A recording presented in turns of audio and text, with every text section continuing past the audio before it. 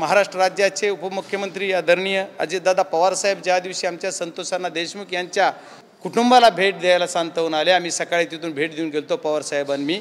त्याच्यानंतर ज्या दिवशी ते आले, शनिवारी 16 तारीख होती बहुतेक, 16 तारखेला शनिवारी, त्या दिवशी त्यांच्या ताफ्यामध्ये असणारी गाडी जी होती त्याच गाडीमध्ये हा आरोपी तिथं जाऊन सलेंडर होतोय. याचा अर्थ काय?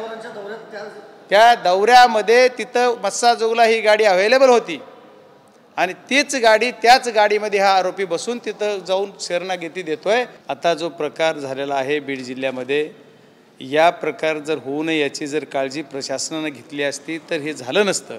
जर विचार केला आपण तर मागच्या मे महिन्यामध्येच एक गुन्हा दाखल झाला होता. त्या गुन्ह्याला जर गुन्हा दाखल झाला, शिंदे नावाचा एक अधिकारी होता आवाडा कंपनीचा, त्याच्या संदर्भात जर त्या गुन्ह्याच्या वेळेस जर पोलीस प्रशासनानं चांगलं काम केलं असतं तर ही वेळच आली. 28 मे 2024ला गुन्हा झाला होता. ज्या दिवशी 11 तारखेला हा गुन्हा मर्डरचा नोंद झाला, त्या दिवशी हा आरोपी जो काल शरण आला आहे तो उज्जैनहून परळीकडे जात होता. म्हणजे 12 तारखेला तो परळीत होता आणि 11 तारखेला ज्या दिवशी खंडणीचा गुन्हा 11 तारखेला झाला आणि मर्डरचा 9 तारखेला झाला.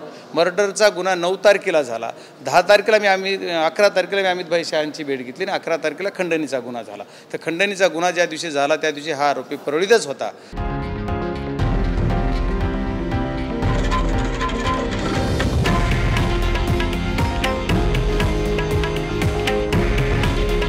हे आहे देशातील नंबर 1 न्यूज नेटवर्क आणि आपण पाहत आहात TV9 मराठी.